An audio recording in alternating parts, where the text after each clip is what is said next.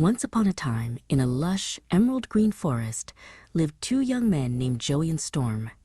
Joey was a gentle soul who always wore bright, white clothes that seemed to glow like a morning lily.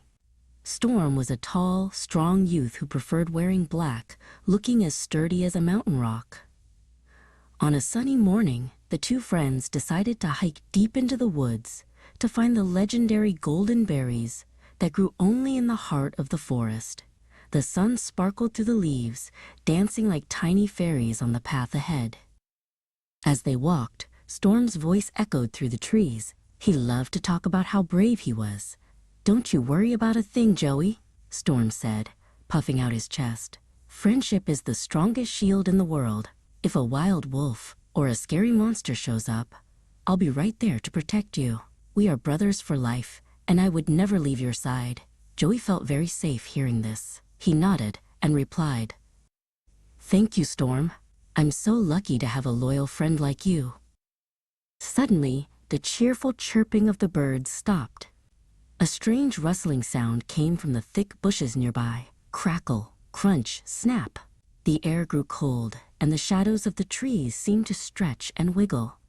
Joey stopped in his tracks, his eyes wide. "Storm, did you hear that?" he whispered, clutching his walking stick. Storm froze too, his confident smile twitching just a little bit. The forest, which had been so friendly just a moment ago, now felt very mysterious and a bit spooky. Then, from behind a massive oak tree, a giant brown bear stepped out. It was huge, as big as a small house, with thick fur and paws the size of dinner plates. The bear stood on its hind legs and let out a mighty roar. "Roo-ar!" The sound was so loud it made the leaves on the trees shake.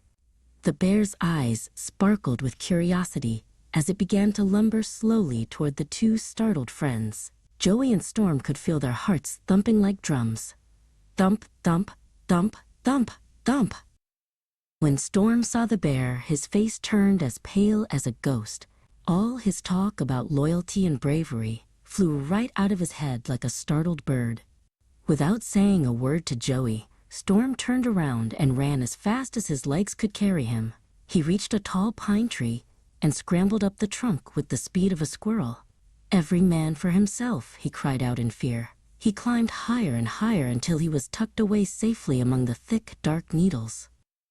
High up in the branches, Storm finally stopped and took a deep breath. He looked down through the leaves and saw poor Joey standing all alone on the forest floor. Storm felt a little bit guilty, but he was too scared to come down. He stayed hidden in the shadows of the tree, trembling like a leaf in the wind. "I'm sorry, Joey," he thought to himself, "but that bear is just too big. I have to stay up here where it's safe." Joey was terrified. He wasn't fast enough to climb a tree, and he knew he couldn't outrun a bear. But then, he remembered a story his grandmother once told him. Bears do not like to touch things that are not alive. Thinking quickly, Joey threw himself onto the soft, mossy ground. He closed his eyes tight and held his breath. He stayed as still as a fallen log, not moving a single finger, even though his heart was racing. The big bear walked right up to Joey. Joey could hear the heavy footsteps getting closer and closer. The bear leaned down and began to sniff Joey's ear. Sniff, sniff, huff. Joey felt the bear's warm, wet breath on his neck, but he stayed perfectly still. The bear poked at Joey's shoulder with its nose, but Joey didn't make a sound. Finally, thinking that the boy was just a harmless part of the forest, the bear lost interest.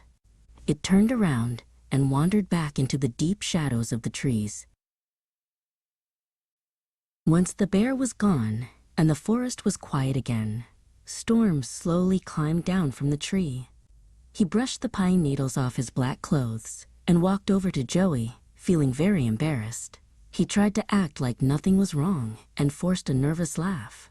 "You, Joey, that was a close one. But hey, I noticed the bear was whispering something in your ear.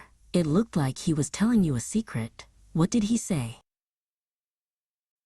Joey stood up and looked Storm straight in the eye.